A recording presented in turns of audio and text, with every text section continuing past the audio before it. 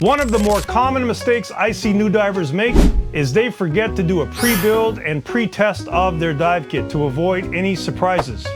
I did this back in the day, and then I started to notice that the experienced divers never had issues at the dive site with their dive gear. And digging a bit deeper, I noticed that they were always showing up to the dive site with their kits pre-built. This is my recreational dive setup, and I know it is 100% ready to dive right now.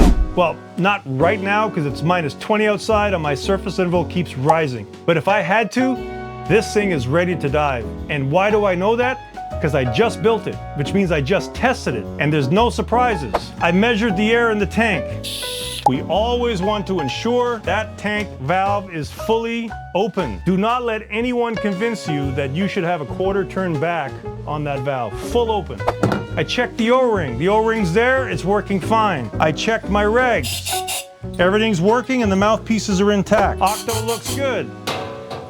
SPG, working. Shows me 3,000 PSI. Can we take a sec to pause and have a moment of silence for this SPG?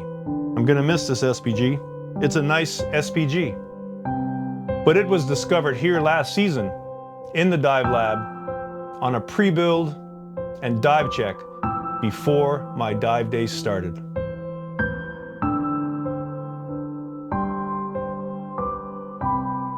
The wing nuts are tight, tank straps are on, the BCD inflates and deflates. Does the hip deflate work?